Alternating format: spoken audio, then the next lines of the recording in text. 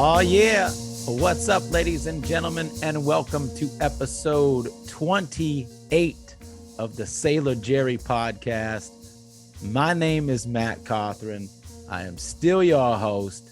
It is January 20th, 2022, and Sailor Jerry Spiced Rum is still made the old school way. 92 proof, bold and smooth as hell. In the immortal words of Bret Michaels, what's a going on? How's everybody doing out there?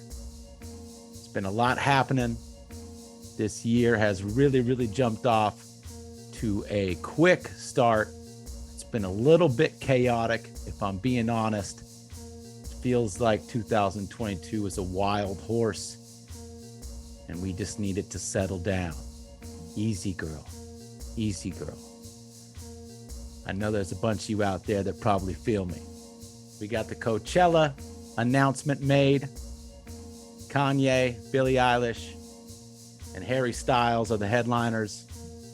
Everyone's crossing their fingers, hoping to God that it actually happens, because that is a pretty big marker for the way things are going to go for the history and the future, rather, of the music industry.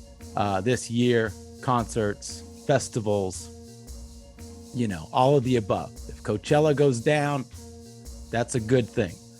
So let's hope it does. It would be really cool, actually, to get the Sailor Jerry podcast in the press world of Coachella. I feel like I would thrive in that environment. Maybe not. Woke up the other day to a tsunami warning on my phone. Luckily, that was pretty much the only, issue, was just the alarm on the phone. A volcano erupted in the South Pacific. I'm sure you've seen the satellite footage. If you haven't, look it up. It's absolutely crazy. But that was a reminder, for most people, how humbling this planet can be, how, things that are massively bigger than me and my life can erupt on this earth and send shockwaves, to just about every corner of it. So let's not forget that our time here is short and sweet, and we should make the most of it. Speaking of that, El Bronx has been playing some shows, which was super cool. We played Alex's Bar last Saturday in Long Beach, and then just last night we played the Belly Up Tavern in Solana Beach, and those were two shows that were postponed, and we were gonna have to postpone them again, but we just said fuck it, and we played them, and it felt really good. So thank you to everybody for coming out and supporting the band during those shows. It felt really good to be back on stage. Felt really good to play. Let's just hope it continues, and I think the biggest news for this podcast, rather, in recent weeks has been the 111th birthday of Norman Collins, aka Sailor Jerry. January 14th, his day of birth. Basically when we started the podcast at this time last year. So happy belated birthday to the one and only Sailor Jerry. 111, unbelievable amount of history and heritage that comes along with those 111 years. And I'm stoked to be playing just a little part in that via the Sailor Jerry podcast. So happy birthday to Jerry. And it's time for episode 28. Christian Jacobs is a positivity powerhouse. In this inspiring episode, we sit down with the Bat Commander himself to discuss the lifelong process of creating your own reality. From childhood acting and skateboard graphic design to fronting the legendary Aquabats and co-creating one of the coolest TV shows of all time, Yo Gabba Gabba. Christian has done it all with a smirk on his face and love in his heart. So sit back, relax, pour yourself some Sailor Jerry, and let's go.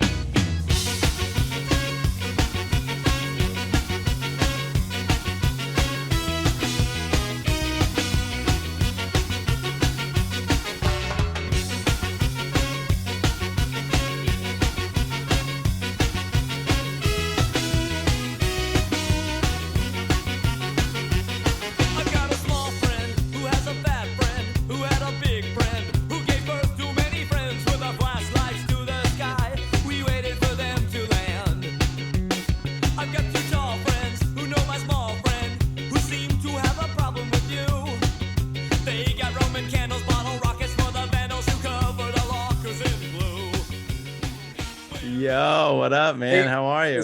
Is this good? Yeah. You're looking good. Where are you coming live from? Where are you at right now? Right now, I'm in southern Utah. Actually, I have an office here in Utah. I moved last year from beautiful Huntington Beach, California, to Washington, Utah. It's like a little city just by St. George. You know where that, like, you just come across the border from Nevada into Utah. And I moved with my family last year just because things were so crazy. We just hit the panic button. We're just like, let's go. Yeah. You know what I mean? You're part of the Out of California clan now. Yeah, dude, it was tough. It was hard. I mean, I grew up in California. It's like my place, and my wife, all my kids grew up there. I'm surfing every week, and we just went for it. You know, we just took off. So because again, like, things were so nutty last year, we just didn't know what was going to happen. And you know, being in a band as you are and as I am, like, we had like more tour dates booked last year than any year in a long time. I think we had almost 4 months of tour last year, or I'm sorry, in 2020. Sorry, not 21 was a little bit of a little different. We actually played 3 shows last year. So in 2020, things were crazy. So we moved at the tail end of 2020, just because things were crazy, man. But you know how it is. Yeah, dude. I mean, look, I just thought we were coming out of it, and we just had to cancel a UK tour. That was a heartbreaker, man. You know, it's like every time, you know, you think things are getting better, people are getting, you know, through, you know, what they got to get through, and the world seems to be, quote unquote, healing itself. But somehow it has yet to trickle down to the music industry. But it's, you know, somehow we're surviving. So I guess it's okay, you know.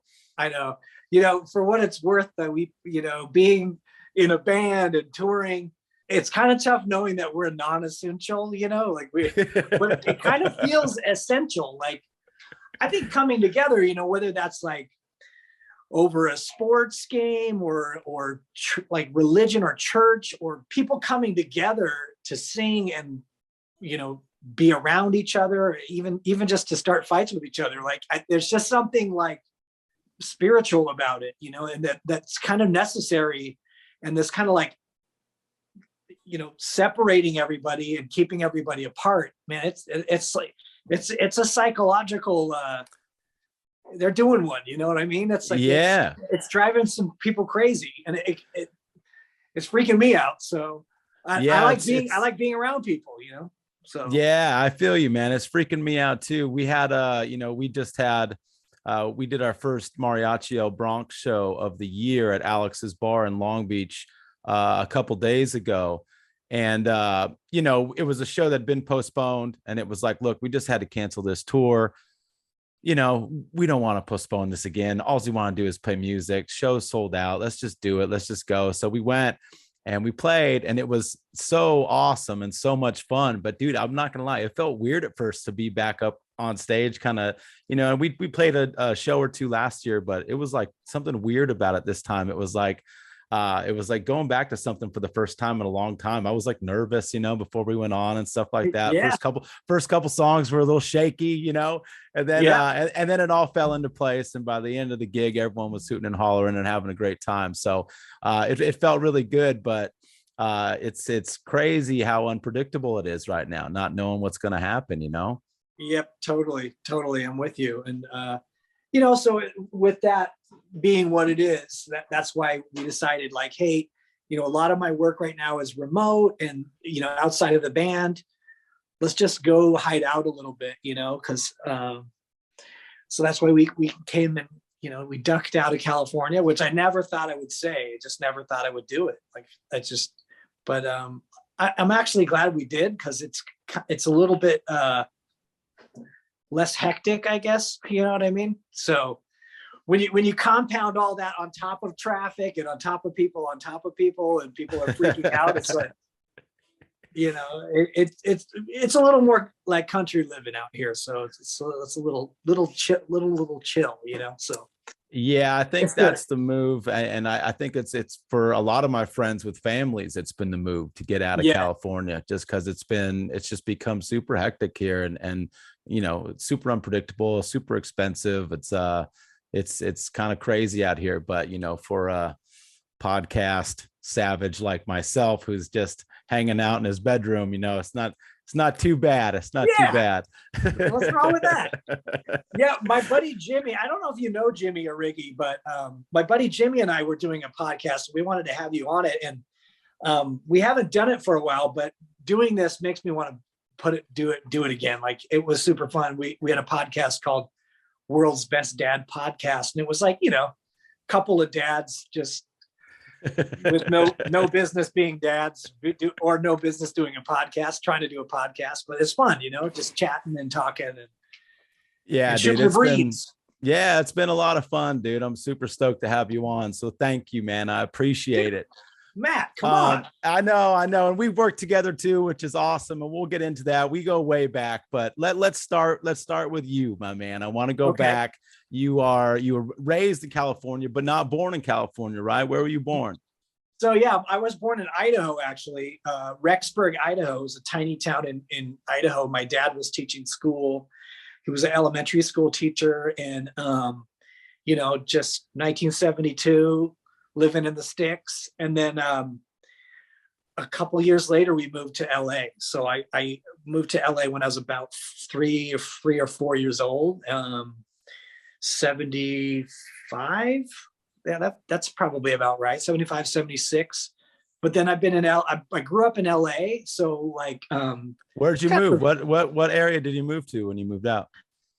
North Hollywood. So I grew up in like right by Universal Studios kind of area. NoHo, they call it now. It was a little less she back then. It was a little bit more, the valley, low riders, and it was cool. But I grew up right around the corner from a Licorice Pizza, like the record store, and we used to go in there, ride our bikes in there as little kids, and like, because they had licorice on the counters, and you could grab free licorice, so we would just go get free licorice, and pretty soon the like shop people were a little grumpy, like, get out of here, kids, quit stealing all the licorice. but we'd go flip through records and trip out and all the like, weird stuff. Like that was kind of the late 70s, early 80s in LA was just like an explosion of music. So there'd always be weird stuff to look at. And, obviously your mind, you remember those early like plasmatic records and like just crazy mohawks and weird things and Sex Pistols and all this weird stuff when I was a kid, like, oh my gosh, I can't believe this, So one of my favorite stories to tell about Licorice Pizza is 1981. We went in there to get some free licorice one day, and there was like these stacks of 7 inches by the door. All these 7 inches, these 7-inch records. And we picked it up and we looked on the 7-inch. It was like, oh, Black Flag. What is that? And so they were giving out these free 7-inch records. It was like Thirsty and Miserable on one side. And anyway, so I was with my buddies, and we grabbed a stack of them, like maybe 25 records, and we like ran away, So we took them back to my friend's house, and his older brother was all into rock, AC/DC, and Zeppelin and stuff. And we played the record, and we were looking at the older brother for approval, like, is it good? Because it just sounded like crazy fast screaming at the time, as a kid. And he's like, no, this sucks. and he gives us the record back. And we're like, okay. So we took the stack of records and we rode our bikes to the top of a bank parking lot. And we just threw all the records off into the street. We were like throwing these like Black Flag 7-inch records, like, and hitting cars with them, you know, like they would explode and we'd be like, yeah. Anyway, a couple of years later, I figured out that was probably you were throwing away gold, my man. You were throwing away gold. I mean, like mid condition, that record's worth like $250 right now. So like I would have had could have had a couple months rent right there. But anyway, that just growing up being wild in the valley was fun in LA, and getting into trouble and trying to get away from trouble. And LA it feels like that's my home, like Los Angeles. Yeah, it's crazy, man. There was I grew up in Pico Rivera, and there was this record store called Middle Earth Records that was in Downey. And dude, it was a huge store for me growing up because it had everything. Like it had, they had everything punk, everything underground, everything metal, everything that you'd want to, listen to as a mischievous kid, looking at like, Dio record covers and stuff like that, And they also had one of the coolest things about them was the magazine rack they had. Dude, they had like every like crazy magazines and zines from all over the world you're looking at, whether it's tattoo, music, all that stuff. And heavy metal magazine, dude. I remember looking at the magazines on the rack and just being like, oh my God, like I can never bring this home. So I'm just gonna flip through it here, And totally. National Lampoon. Like, They had all these awesome t-shirts, man. It was such a cool experience to have like your own, like that record store experience as a kid, you know what I mean? Especially growing up, becoming a musician, you look back on stuff like that and it's like, wow, what a kind of pivotal moment, as a kid. Yeah, for me, like the explosion of like colors and different vibes, and like the crazy visuals on a lot of those album covers, especially there in the late 70s, early 80s, when like new wave was coming in, and Dayglow, and X-ray specs and all that crazy stuff that you just because the 70s was real like earth tones and like peace and browns and like Kensington brown terry cloth shirts and stuff. And then you go to the record store and it's like Dayglow and crazy. And like you said, Dio or like Black Sabbath records, just like all this. And the magazines too, just crazy stuff all over the place. It was such a trip as a little kid going into record stores. And it felt like, I'm not supposed to be here, but I'm in, like I'm into this secret world of craziness, and then they played music and, it was fun. It was fun times, like good times that sadly, I have kids, they'll never have that same experience really. It's just not like that anymore, Let's go to Amazon.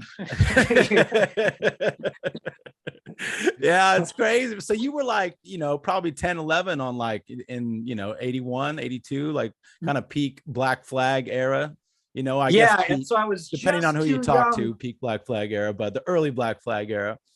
Right. I was just too young to catch all the early stuff. But then I started going to shows when I was about 13, 14. So 84, 85, when I started going to like going to Fenders in 86 and just tripping out because it was just like this crazy, it was crazy, like people fighting each other and the lads versus the suicidals and the skinheads versus the punks, and it was pretty crazy.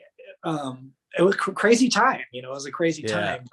But really, KROQ, K-Rock back in the day was, and we didn't know any different, but I think it was really, it was pushing the envelope as far as what you could be exposed to on the radio for the time, because radio has become such an industry now where it's like, and even K-Rock has totally changed, but back in the day, it felt genuinely like an independent radio station where they would play crazy stuff like, you'd hear like Brian Eno and then the Adolescents and then English Beat and like all this crazy mix of music that was all coming from totally different places. And Rodney on the Rock on Sundays, and all the new wave stuff, all that Depeche Mode and The Cure and all that. Yes, but even like some of the harder stuff like Suicidal Tendencies and Dead Kennedys, they play on the radio, and without that in LA, I don't know. Like,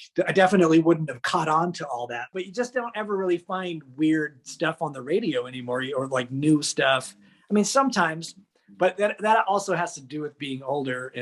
But also the internet changes everything. So it just changed everything. Like, entertainment is totally different. I mean, even from the time where, going back to radio, talking about radio, that's where we first met. Like, you got to talk about that. This is true. We worked together at a radio station, right? We worked together at a radio station. Our good friend Sean Z. Barth, brought us together, and that was was it Star? It was basically like we had like a specialty hour on this major radio station that we would basically play local music. We were like the local show, and you came on and we would play music together, and it just became something that was a lot of fucking fun, and it was like, it was really cool to do. And it only lasted for, probably about a year and a half, something like that before, you learn, but it was, you remember that studio was like in this crazy, like this dude had so much money. He had all those classic cars in that garage. You remember that? Yes. Uh-huh. Dude, that shit was so dope, man. And we would just come, we'd hang out, we'd play records, play, Well, and I remember, and I'd been doing the Aquabats for a while, and it was already kind of like the Aquabats had kind of like done their, maybe peaked a little bit, and we were kind of like just these old washed up dudes. But this is like the early 2000s even, so this was still early, and you were just out of high school, or you were young. Yeah, I was young. Guy. I was young because I was interning at Nitro at that time. I remember that. Okay, that's right. And you would always bring in like really cool, like hard rock stuff. And you like, but kind of lo-fi or garagey, or just like raw rock stuff. And I was always like stoked to hear what you had to play. And then we also, had Tazy was on the show sometimes, and he'd always play the ska stuff. And oh yeah. All right, so we're getting a little further down the track. Yeah, sorry, I didn't mean to jump ahead. No, we can't pass up your childhood acting career, because I got questions. I just got to know a little bit about it. I don't want to take you back, No, please. But crazy. I was in Pretty in Pink. I was in the movie Gleaming the Cube with Christian Slater. Yeah. I tried out for a bunch of movies like that. Like, so I tried out for a part in Back to the Future, Poltergeist, E.T. Like, I tried out for all that stuff. So, in fact, Stand By Me, I went to like the final audition between me and Will Wheaton for that part of the kid that Will ended up playing in the show. I can't remember the kid's name in Stand By Me, but like all these big, like, no way. 80s, 90s movies. Like I was right there, like auditioning with those dudes. And, I got to be in a couple films for sure, but mostly did TV stuff, TV and commercials. And, what TV shows did you do? That's really why my parents moved to California. Was someone had told my mom, like, your daughter, she's very outgoing. You should put her into the entertainment industry. You should get an agent. And my parents were young because, they had kids young, and they're like, let's go for it. So they just moved to LA from a little town in Utah. And, we got into it and started doing it. And my sister started, and I wasn't like, I was just a kid, so I didn't really know any different, but my parents are like, you're going to go out and try out for these things. And so, all right, I'll do it. But I was on a bunch of shows. Like, I did a series with Sally Struthers that was like a spinoff of a show called All in the Family, or Archie. Yeah. But it was called Gloria, and I played her son on the show. I was also in another series called Maggie, but then I did like guest spots on, like, I was on the Love Boat, and like, dude, you were on the Love Boat? Yeah, I was on the Love Boat, dude. So if you know who Richard Hatch was, he played like he played Apollo on Battlestar Galactica. he was like the main dude. Like Yeah. he played my dad on the show. And so the episode was, I had a stepdad, but I didn't want to be with him. I wanted to be with my real dad. So my real dad kidnaps me and we get on the Love Boat. And my real dad was the guy, Richard Hatch, who played Apollo on Battlestar Galactica. And I was stoked because, like, man, my dad on the show is like the dude from Battlestar Galactica. That's so tight. You know, I was pretty psyched. But then, you know, the drama ensued and whatever. I think it's the Thanksgiving. There's a Thanksgiving episode of the Love Boat, and I'm on that. It's like kind of a bigger one. Anyway, I got to be on a bunch of different shows. Married with Children. Dude, Roseanne, I watched that show. like, That was like one of the sitcoms that like the whole family watched, Married with Children. It was like a big one in our house. What was David Faustino like? He was a cool guy. He was a cool guy. He was pretty cool, you know. He was keeping it cool. He was a nice kid. I remember David from before, because like when back in the day, you would go on auditions, and anyone that was kind of in your age range, you would always end up in the waiting room with them. So it's kind of like going to the doctor every day, and you're sitting in the waiting room with like River Phoenix and Will Wheaton and David Faustino and the Coreys. You know, like you'd always see the same guys. So like Noah Hathaway, who played you know, what's the kid's Atreyu in Never Ending Story, like all those guys. Like we'd rub elbows with all those guys. I knew them pretty well, and I still keep in contact with Will Wheaton a little bit. Like I've known him since we were like 6 years old. Will from Star Trek, you know, and he was in Stand By Me. We, you know, kind of keep in touch a little bit, but yeah, growing up, we'd see those guys all the time. So I knew David before he was on Married with Children, just from, I mean, we weren't like best friends or friends really. We just kind of acquaintances.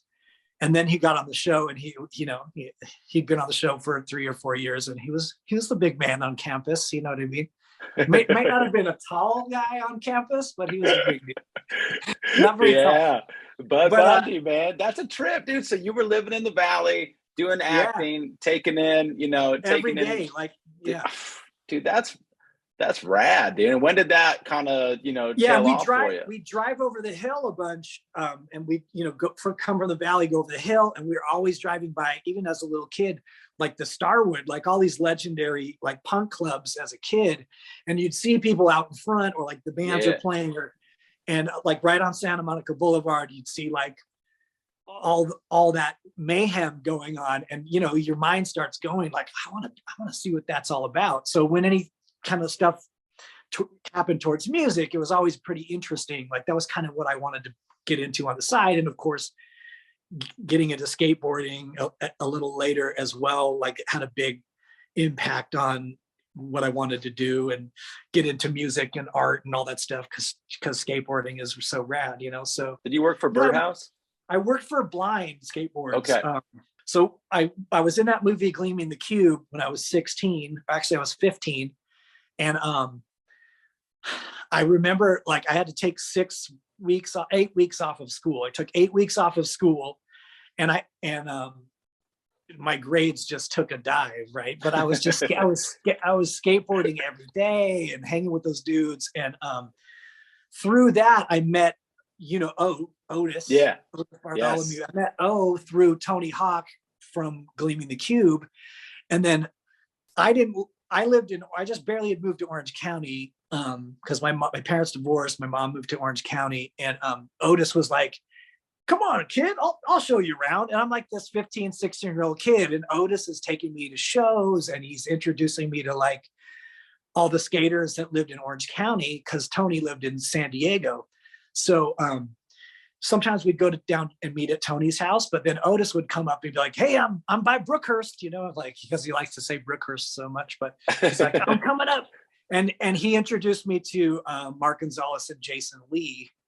And this was right around the time that Mark Gonzalez was going to quit Vision Skateboards, which is like that's a big deal. Yeah. And he started Blind Skateboards with Jason Lee, and like I was right there hanging out with him at the time. So I started working with them and shooting videos with them. And, you know, I would be the guy holding the camera, of course, because those guys were such shredders. And they started working on their blind video music days, blind video days. And I started shooting with them right around that time. But I was also kind of like getting into other stuff and getting into surfing too. And yeah. And I liked hanging out with Mark and Jason because they were real like artistic and funny and like super creative, you know, and like, yep. Those are like the 80s skaters, like Mark and Jason and Neil Blender and Tony Hawk, like and even Christian Hosoi, like and Steve Caballero, of course, like they're so creative. Everyone had such like different styles. It kind of like, it made skateboarding feel less like a sport and more kind of like an expression. That sounds dorky. It sounds kind of corny, but like it was kind of cool because you could identify like with bands, you could identify with skaters. Like, oh, I identify with this band because X, Y, and Z, not just the music, but the lyrics and the imagery. Like, I respond well to it. And it seemed like that way in the 80s with skateboarding. Is like you could identify with a team, like the Alva guys or the Powell guys or the Dogtown guys or whatever, you know. You could, it was like a really creative time, I thought. It seemed, you know? Right. Yeah, that's super cool, man. That's super great that you were right there, you know, in the thick of it with all those guys too. You know, yeah, I mean, that's just a fluke. And because of acting, you know, I was already had an agent and stuff. I introduced Jason Lee to the Rabisis, like Giovanni Ribisi and Marissa. Yeah. And their mom, Gay, she was a manager, and Jason hooked up with them, and then he became, you know, Jason Lee, the actor. No way, dude. Yeah. Yeah. So it was just kind of, they lived in North Hollywood. They were like our neighbors or our friends, like the Ribisi family. So like having Jason and Mark meet up with those guys, and then Jason eventually he gets the part on Mallrats, and the rest is history. But it was just kind of cool being all part of that at a time, you know. I was friends with a lot of the Hollywood kids at that time too, including Amit Zappa, who's like Frank Zappa's son. Yeah. And I remember going to Frank Zappa's house, and I took Jason with me one time, Jason Lee. And Amit Zappa, Frank's son, is like, "Hey, Dad, you got to come out here and see this guy skate." And Frank Zappa, you know, this was before he passed away. He was like, "Okay, sure, whatever." And so we pull out like one of those short garbage cans, like into the front of their house. They lived up in Laurel Canyon area, and Frank Zappa standing there with his hands on his hips, like, you know, like, impress me, you know. And Jason, first he ollies over the trash can, and Frank Zappa was like, "Well, that's pretty cool." And then he does a kickflip over the trash can, which was like, at the time was mind blowing, like to kickflip over a trash can. And then Frank Zappa was like, "Yeah, that's pretty cool." And then he started rapping with us about guitar techniques and stuff like that. And it was just a trip, you know, like a trippy time. And I don't know how, like, just as a kid, I kind of like snaked into all this stuff somehow. Like, I don't know how I got into it, but just weird experiences, you know. Like the Beastie Boys would come over sometimes because they were friends with the older brother, with Dweezil and Moon Unit. And this is a trip. Like, thinking about it, like, it's just a weird thing, you know. Yeah, I remember the Zappa kids were like, they were in with the Vandals guys too for a little bit. Yeah. I remember that. So I remember watching like Request Video and stuff like that. All those, and it seems like all those people were kind of in the same world. It was really cool, you know. Yeah. And you were right there in the thick of it. Kind of a tight scene of, like, you know, actor kids would spill over into the music and the entertainment and art, you know, art kids. And the late 80s, early 90s was kind of a wacky time like that too in LA. Like a lot of like kids doing, you know, the next generation, not all the burnouts, you know, like the Keith Morrises and all those guys. They were already like way burnt out. You know? It was the new school, you know. But yeah, man. Cool. So when did 94 roll around? How did the Aquabats get started? So in 91, I went on a mission for my church, and I lived in Japan for 2 years. So I just like basically said goodbye to everything and just went off and lived in the country in Japan. And lived in a couple of different, a bunch of different cities, like in the north of Japan, like way north of Tokyo. So I was never in a big city. I was always in these small little towns. Oh man, that must have been incredible. It was so awesome. It was so cool, and didn't really know what was going on in the world, and had no clue. Even when the LA riots happened, I was in Japan, and some Japanese friends called and said, "Hey, come over, you got to check this out." We watched on TV like the riots and the Rodney King stuff, and of course the way that the media is now and around the world, it was making it seem like LA was on fire, and it was like World War III. Like the Japanese media, the way they portrayed it, they showed all the different areas where there were fires and riots, and they kept playing the Reginald Denny stuff over and over again, the guy getting just smashed. Yeah. And it was like, it freaked me out, So coming back home, I didn't really know what to do with myself. And I got back into skating a little bit and started working for some skateboard companies, and started, went back to Orange County surfing, and I didn't really know what I was supposed to do. Like, well, what do I do now? Like, I don't know what to do. Like, all my friends had kind of moved on, and Jason and Lee, and he'd already done a bunch of stuff, and Spike Jones had done the Sabotage video and was like already directing movies. And so like a lot of people that I knew before I left were already kind of on their way doing their thing, And so I didn't know if I should get back into acting, or it was like I was troubled, like, what do I do? And so I just, with some roommates and some friends, we just started a band as a joke, because the ska scene in Orange County was happening, No Doubt and Sublime, and there was some other smaller ska bands, like Real Big Fish was a super tiny band at the time, and it was kind of like a scene, but it was pretty like nerdy. It was like this core nerdy scene, like.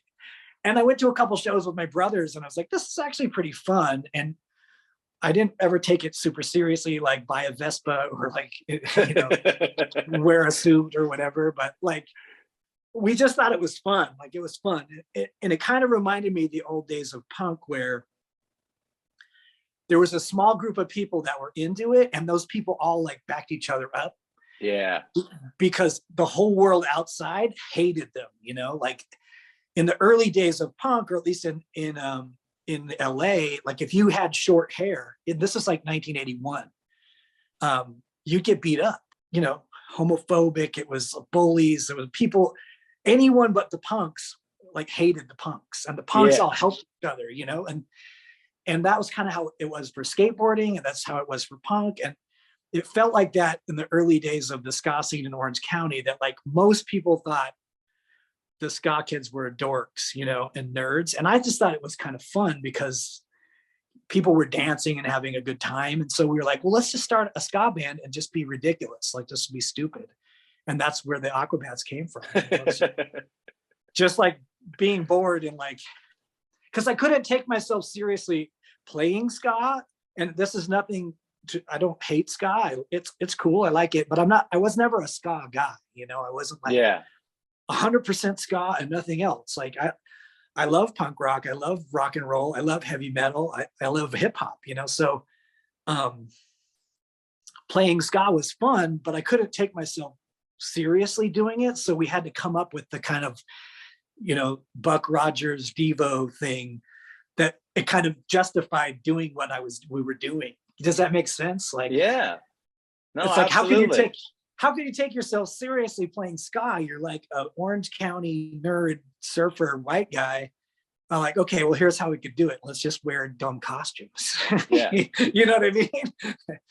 No, I think that helped. I think that's why, you guys made the impact that you did, is because you were able to kind of, not take it too seriously and be yourselves. And it was honestly a super creative way to do it. It was really cool. I remember, I saw you guys a bunch of times way back in the day, and you guys could play with punk rock bands. You guys could play, pretty much on any bill, because of your ability to just kind of like, you would go out there and just be like, hey, fuck it, we're here. What are you gonna do? Yeah, what are you gonna do? We're having fun. You don't like to have fun?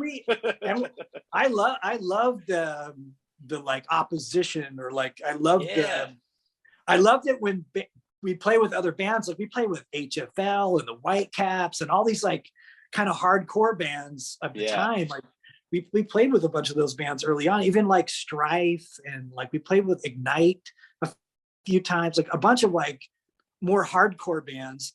And I would love it. Like I'd love it when people would get mad and spit on us, or, you know, call us names, and because it meant we were doing something. We were causing a reaction, you know, we were getting a reaction. And that because I thought that's what punk rock was supposed to be, is to cause a reaction, you know, not to just fit in with every other band, but like to make people feel something, even if it's anger, you know, like I hate those guys.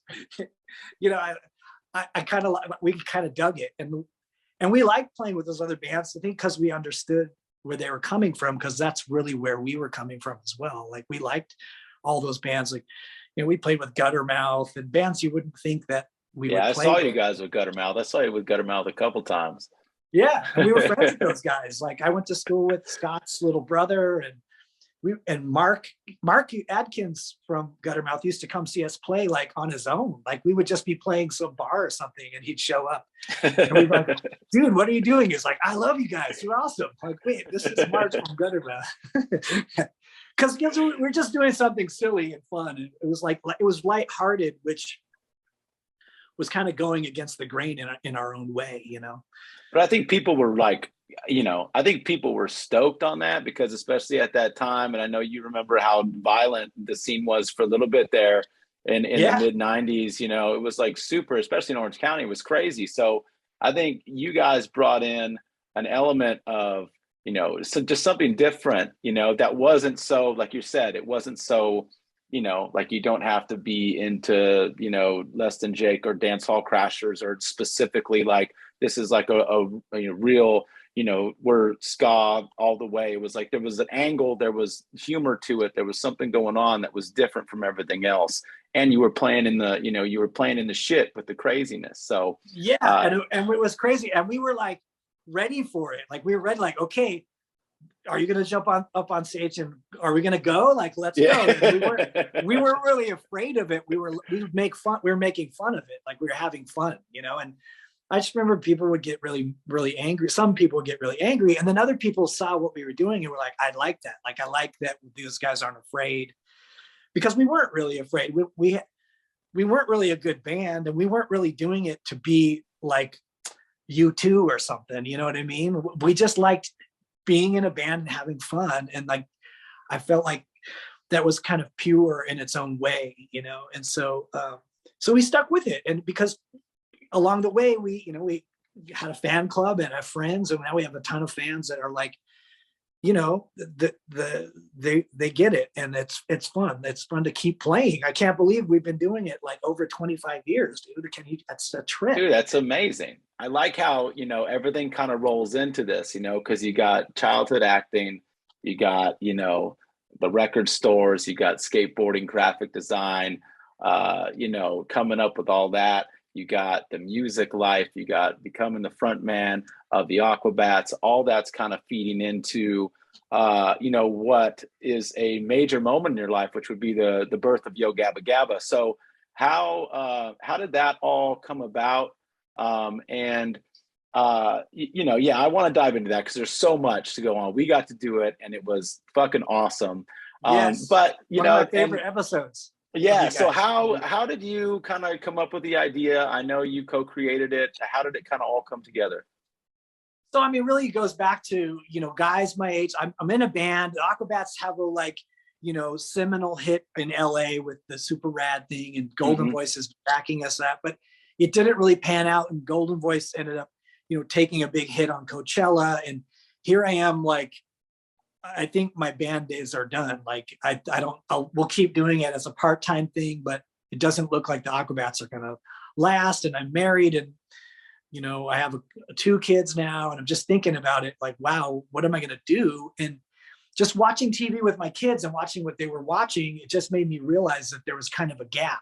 And like a lot of my friends that were my age were still, you know, doing the single thing and in bands, and also like, you know, the Jackass guys, like those guys are all my age, and, I knew Spike before I went to Japan, and they're all kind of still doing the like young 20s thing. And I'm saddled with some responsibility. I got some kids. And so really it was just watching what my kids were watching and thinking like, there's got to be a show for dads like me that grew up skateboarding, listening to punk, listening to new wave and heavy metal, and dads that know lyrics to Misfit songs. There's got to be a like TV show for us. And so really I got together with my buddy Scott, who I've known since I was a teenager, and we used to go to shows together all the time. And Scott's a great artist and graphic design, and also super good at all the video stuff. We worked together shooting skateboard videos, and he had a son, and he had two sons, and I had a daughter and a son. Anyway, whatever. We just thought like, what can we do that could be an amazing show for our kids? Like, what do we make for our kids? And one of the key elements was when I was watching TV once, how you just keep scrolling through the channels until you find something. My daughter was like playing on the ground. She was playing with blocks or something on the ground in front of the TV, and she wasn't paying attention. And I'd scrolled past MTV, and it was 50 Cent's Up in the Club song. That beat, doom, doom, doom, and like it comes on, and she stopped what she was doing and she looked up at the TV like, what is that? And then I noticed that happened. And of course, what was on the TV was like, and I was like, all right, I don't want her to watch that. So I started going around again, and I like, just curious. And she went back to playing her toys because she saw that I was just going to keep surfing the channels. I went back to MTV, and that beat comes back on, do, do, do, and she stopped and she like looked up again, and it just kind of got the ball rolling. Towards doing a show that had modern music. It had hip hop and dance, but also punk. And my son Oscar, he was just a baby at the time. He loved the Ramones, like that was like his favorite band. And he was like a year and a half. He always wanted to hear the Ramones, and he called it the Go-Go Goodbye song, which is like gonna go, and he always wanted to hear that. He would rock out and dance in his crib, and I'm like, okay, there's something here. Like, kids do like cool music.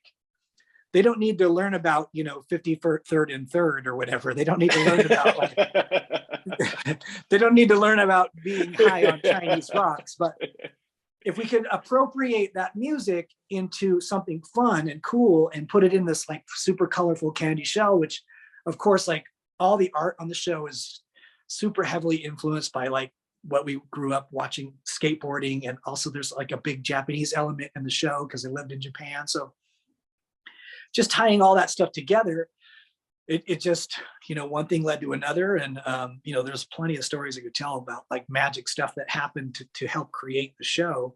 But we'd actually pitched it around a little bit. Like we drew all the pictures on paper and we were showing people, kind of like that movie Hudsucker Proxy, where they draw a circle on the paper. And he's like, for kids. And we were doing that with pictures of the show to networks and people, Cartoon Network and Nickelodeon and other people. And no one was really getting it because it wasn't alive, And so we took out loans. I took out a loan on my house, and we just did a bunch of stuff to actually fund the show. We teamed up with some friends that helped fund a pilot. We shot 2 episodes, and then we started sending it around. And then, YouTube, it was the dawn of YouTube as well. So you couldn't monetize stuff on YouTube, but we put up the trailer on YouTube and it went viral like early, like 2006, which is like, that's early for something going viral. And so it turned a lot of heads, and then we got a deal, and so then the rest is kind of history. But there's tons of really amazing stories that kind of make me think that, Gabba Gabba was just this magical thing that we were lucky to be part of, because there's so much stuff that happened. And how sometimes like a record will be like that, or a tour will be like that, or even just a show. How some shows you're out there playing and you feel like everything's right, but just somehow just the magic isn't there. And then some shows are like unbelievable magic. Like, you can feel it sometimes. I think that, Yo Gabba Gabba is that, to to the T. It is like, it just, everything about it was just magic. And so I'm really lucky to be a part of it, because it felt like it took on a life of its own after a while. Like we got it going, but then it was just like turned into this amazing thing. So yeah, man, it's, absolutely an amazing creation, man. So congrats to you on that, because it's unbelievable. And some of the musicians you had on, you had Bootsy, obviously, most Def, Mariachi Bronx, of course, Erykah Badu, you had Tony Hawk, you had Sarah Silverman, all these. What were some of your kind of favorite moments of guests, if you have any that stand out? I mean, obviously we had to have the Bronx on. I mean, you and I, knowing each other for as long as we did, I wanted to figure out a way the Bronx could get in there. And then Mariachi Bronx just made it like, okay, yeah, duh, like this is perfect. Because with the other instruments and being kind of like a little bit of a softer party, it's still upbeat, but it worked good for kids, like having violins and, different things in there. Just that was one of the great episodes. And then we had that party that you guys played on the show. There's like Steve Caballero was there, Kristen Stoy, and that's right. Eric Costin was there, and Otis was there. I remember O was there. That's right. I forgot about the party at the end. Yeah. You guys played the party, and it was all the skaters and their kids, and that was super fun.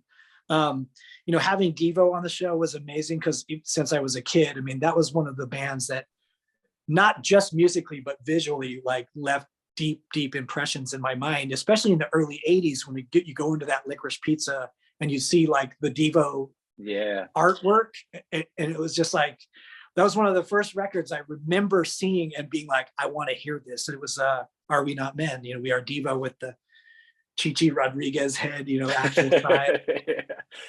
Just like, this looks amazing. And I'm just like a 9-year-old kid, thinking, wow, this looks cool. So Devo on the show was amazing. And we also reached out to a lot of other bands too that we were hoping to get, everyone from Ween to Bad Brains to like, I mean, we got close with Bad Brains. I really wanted Bad Brains on the show, because that was one of the bands back in the day that was like, changes your life when you see them play. You're like, okay, this is like another level of musicianship and energy, and just it was so having Bad Brains would have been a really big deal on the show. But and interestingly enough, there was some people that we didn't really know who they were going to be, and we actually like turned them down, so like and this is no offense to Justin Bieber, but someone said, hey, Justin Bieber's agent called, and he just had that one song on YouTube, the Baby song. And I was like, he just seems like just going to go away. He just seems like a bubblegum kid. So, maybe it would have been good to have Bieber on the show, but I just wasn't feeling it, at the time. Yeah. It just, Yeah. But it was crazy. We got calls from all kinds of people that wanted to be on the show, and, most of the people made it on the show, but there were some people that we said, like, maybe not, maybe that's not the right vibe. But Jack Black was amazing on the show, and we became pretty good friends just from him being on the episode. And he wanted to be on. He called us. We didn't even know him. And so, just really incredible experiences. The Mos Def one was like, that was insane. Like he was supposed to be there at 10 a.m., but literally didn't show up till like 9 p.m. we were like, we were trying to shoot all this stuff. And, like you have work hours. People are only supposed to work 12 hours, but his management kept calling and saying like, well, he'll be there in an hour. Oh, he's almost there. And finally he shows up and he walks in and he's like, I like this. Okay, I'll do it. Like it was almost like he wasn't sure if he wanted to do it. But then he created this character, Mr. Superhero. He was supposed to be like the superhero guy. And he had a little hair, and he's like, hang on, I'll be right back. So 45 minutes later, he comes back and he's totally bald. Like he's totally shaved his head. And he's like, okay, I'm ready. And we're like, all right, let's go try on your costume. We have this kind of like Falcon-esque, outfit for you to be the Falcon, like from the 70s, because we thought that would kind of work. And he's like, okay, cool. He's like, you know what though? the true superhero, the king of pop, he just passed away. So I'm going to wear these penny loafers. And he brought these penny loafers, and he was wearing penny loafers like Michael Jackson. Yeah. And he's like, and I think I want to get a wig. Can you guys get me a wig? And this is like, it's already like 10 o'clock at night, you know? Okay, so we go get a wig. So, 45 minutes later, someone comes back and he's got like a Michael Jackson wig and like penny loafers on and the superhero outfit. And he was like, all right, I think I'm ready. And we're like, yes, all right, cool. So it's just amazing. And he did a really awesome job. And he was so chill and so mellow. But it was just funny because most people that would be kind of that late, you would be kind of mad at, but we were all just like, Mo Steph is here. Oh my gosh. We were just so stoked, and he was super cool. Like, he was super cool. He wasn't like being a diva at all. He just was taking his time, getting into the mood, and that was cool. we're rolling. Man. Yeah, it was a lot of special moments on the show for sure. And I can imagine you have a zillion stories. I know for us personally with El Bronx, it was so cool to be able to come on the show. And I remember coming on, I remember laughing because I had I was kind of unshaven at the time, and we came on the show, and I don't know if it was you or someone next to you kind of came up to me and said, hey, can you shave? I was like, what are you talking about? You're like, well, it's a kid's show, fresh faces, we want to have like everyone just kind of, and I was like, oh yeah. Okay. All good. Right. And to be, just to be like totally transparent. So in the early days of the show, we had that guy, Hector Jimenez. He was in the movie Nacho Libre. He played He played Escalito, like Nacho's sidekick. So he came on and did a dancey dance, and he hadn't shaved, and we were like, "Who cares? Let's just do it." So when we got the cut back, the network was like, "You can't show that. Look at him. He hasn't shaved. He looks like he just barely got out of bed." And we're like, who cares? Kids don't care. No one cares. And they're like, we care. So either you cut this segment or you bring him back and have him shave. And so we called him, and we it was such a funny segment. We wanted him to come back. So he came back a week later and he shaved. And so from that point forward, we were really cautious about people that had scruff, because we thought the network was going to pull it, So that's probably why we had you do it. Because did you have a lot of network battles, or for the most part was it an okay working relationship? The show was okay. Successful, Did it get tough once the show was making money, had a lot of eyes on it? Did they try to clamp down on you guys, or they just let you do your thing? No, there was some of that going on. I mean, it's always a little bit of a battle when there's like a power struggle there, because in that structure, everyone has to kind of justify their position, right? Yeah. So if you have an executive whose job it is to give you notes, and they read something and they go like, oh, that's great, they're not doing their job, right? So, and in the beginning, we had a hard time with that, because we didn't understand why they couldn't just leave it alone. Like, just leave it alone, it's fine, But I think we got away with a lot more things than most people, because we had done it independently ourselves, and we got picked up based on an independent thing, Yeah. So because of that, there was only so much they could tell us what to do. And we pushed back a little bit sometimes, but it got to the point where we could kind of figure out, okay, they're going to give us notes no matter what. So let's just write in some red herrings that's like, that we know they're going to cut, so like the characters are all having a great time. Broby pulls a pair of sharp scissors out of his pocket and starts waving them around crazy. And Plex says, Broby, don't do that. That's dangerous. And then we'd put it in the script, and they'd be like, you cannot have Broby pull sharp scissors out of his pocket. There's no way. And then we'd be like, okay, we'll just cut that then. You know what I mean? Yeah. Like, we would just know that they would have to give us notes. And then it got good. I think one thing that, as the show got more popular, there was always a big push from the network to have us, we need bigger stars, we need more celebrities. And then it kind of got a little bit to the point where I think the last season, Scott, the other creator, and I were kind of regretting trying to shoehorn so many celebrities into the show just because the network wanted it. Whereas in the beginning, we did it more organically, and we were kind of cherry picking like the right people to be in the show. Does that make sense? Yeah, no, absolutely. Where things get so big, like, America's Got Talent or like Dancing with the Stars or something, it becomes one of those things where the pressure to like have those like out of this world celebrities on the show gets really strong. And it's not like we are one of those shows that can pay, Maroon 5 200 grand to be on the show, Yeah. not that they ask for that, but you know what I mean? It's like, if Maroon 5 wants to be on the show, awesome. But if they don't, then we're not going to twist their arm, whatever. I don't care, I'd rather have Mariachi El Bronx because they want to be on the show and they're cool dudes.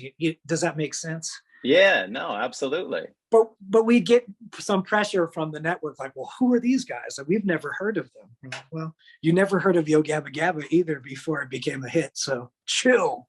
Yeah. Exactly, I mean? man. No, I can imagine that.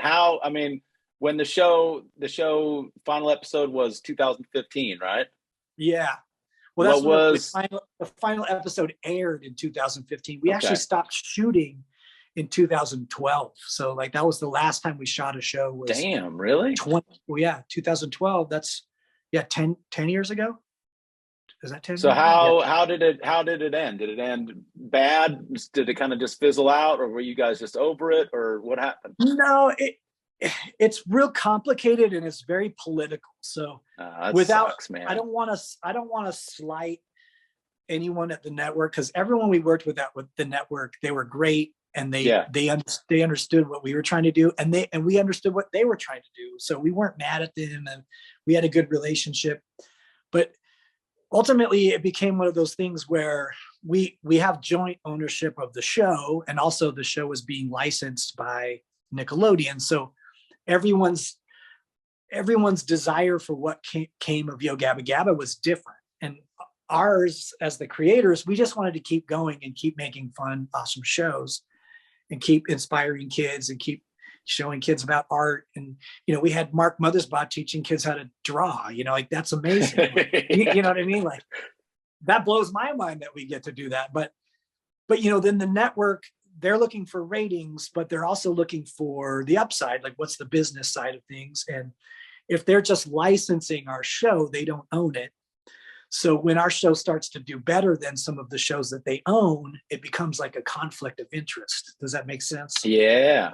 So they got a show that's doing better than the shows that they own. They have to make a decision, either buy our show and own it or bury the show, so it doesn't outperform their shows, and that's just a business thing. That it sucks, but like, that's kind of what was going on a little bit. Yeah.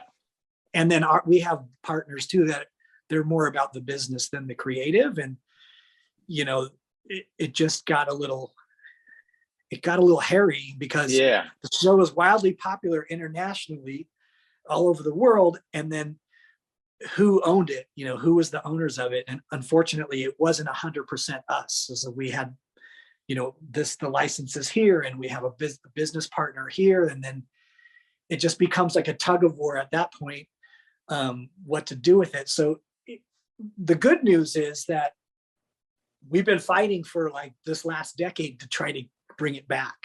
Yeah. And finally, they made an announcement a couple months ago, but we're doing a deal with Apple TV, and it's coming back on Apple TV. So hell yeah. All the old episodes will be there, and then we're doing 20 new ones, which will be a new version of the show. Nice. And is that going to be you and Scott involved? Yeah, me and Scott, 100%.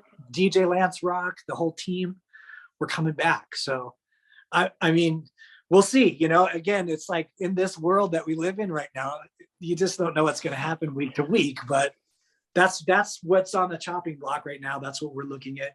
And I was on a phone call earlier today, and we're trying to finish the deal and move forward. So, man, that's so exciting, brother. That's awesome. Yeah. Congrats, dude. Hopefully, and we got to have Mariachi El Bronx back, dude. Oh yeah. We're available. We're good. We're good, man. And I'm good for it. Yeah, I'm good for you guys. So That's great, man. Well, I don't want to take up, too much of your time here. I do appreciate you being on the podcast. One thing I wanted to just kind of wrap with you real quick about is, you are someone who, to me, is just a super creative, human being, and you've figured out a way to take your creativity and manifest it and turn it into something that, people can watch, people can listen to.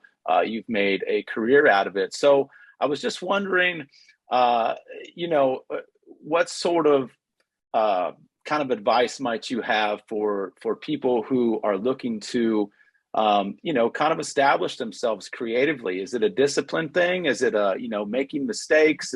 What are some of the things along the way for you that have kind of taught you lessons or helped you out as far as just, creating your own path?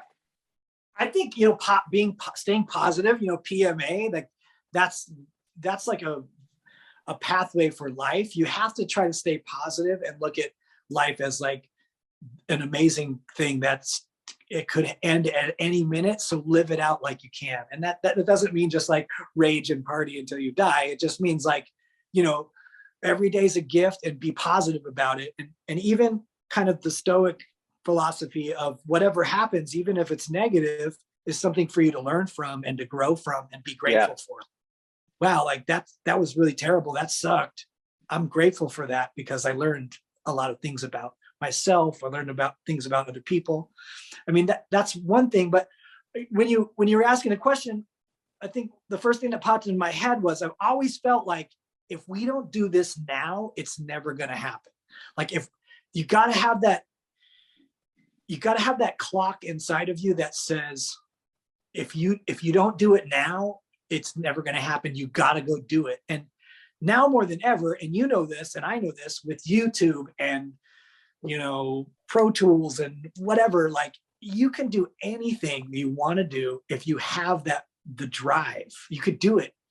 And you could become like, if we would have kept Gabba Gabba on YouTube instead of going to a network, we would still be going, and we wouldn't be talking about this right now. We would still be doing something else, but at the time you couldn't monetize things on YouTube. So it didn't make any sense. It doesn't make any sense. But there's kids that, they do their own shows, they film themselves all day long, but it's a lot of work. Like that's a lot of work to put out YouTube episodes a couple times a week, or even once a week. It's a ton of work.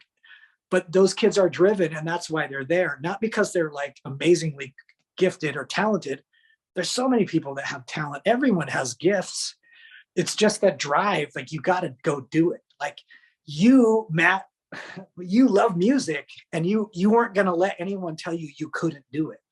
You were going to do it no matter what.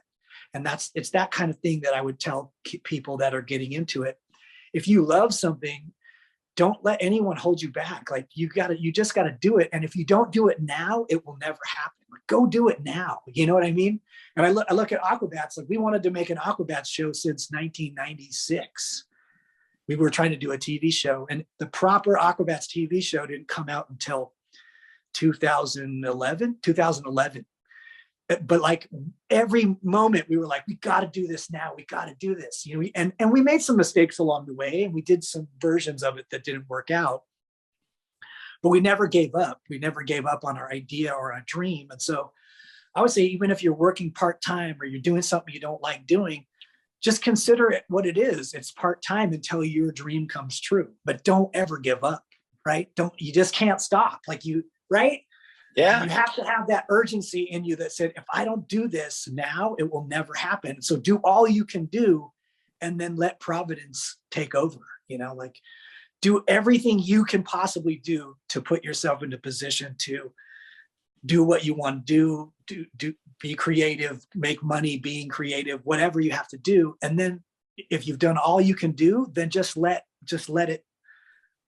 the magic of the universe take over, because it'll happen. Like the energy you put out there, it will come back. It doesn't always come back right away, but it comes back, and that you can testify of it. I can definitely testify to that, man. I can definitely testify to it. It is. You and Joby, you're going to make a new record. It's going to be awesome. It's going to be even better than the last one. you don't sit there and go like, we've already done, 8, 10 records. We're, yeah. It doesn't matter to you that your records sell 100 records or 100,000 records. I'm sure it would matter like to the bank like that. They're excited, but you're going to do what you're going to do no matter what. And I think when people figure out what lane they want to take, just stay in your lane and do it, just go do it. But pedal to the metal, get it done. Right? Yeah, man. Absolutely, my brother. Absolutely. Right. Christian, I appreciate your time, my man. It's been so great catching up with you. Thank you so much for being a guest on the Sailor Jerry podcast. I'm stoked things are going good for you. Would you got anything immediately coming up in 2022 outside of hopefully filming some new episodes? Just some, new Yo Gabba Gabba. Might be working on a pilot for another show, and we've got another Aquabats record that we're working on right now. It's kind of like taking its time, like most Aquabats records, because it's not like our first priority, but like hopefully that'll be ready in the spring. But check out our YouTube channel for the Aquabats Super Show and our Instagram, and then Yo Gabba Gabba is coming back. So hell exciting. Yeah, my man. Awesome. Yeah. Awesome, brother. Dude. Thank you very much. Thank you, Matt. Have a good rest of your day, brother. Thank you. Okay. Peace. All right, man. Take it easy. Oh, yeah. That's a wrap on episode 28 of the Sailor Jerry podcast. Thank you very much for listening. As always, huge amounts of love and gratitude to our guest, the one and only Christian Jacobs. Christian, thank you very much for the conversation, my man. You can follow Christian at the Aquabats on Instagram. Obviously, you can track down Yo Gabba Gabba. That is awesome news that they got 20 new episodes coming down the pipeline with Apple Plus. Can't wait for that. You can follow me at 213 Mattman. You can follow Sailor Jerry at Sailor Jerry. And thank you guys very much for supporting the podcast. Means a lot to me. Looking forward to what we got coming down the pipeline in 2022. So stay tuned. I'll see you in 14 days. Rest in peace to Rachel Nagy, the Detroit Cobras, legendary voice, legendary human being. I'll see you on the flip side. Peace.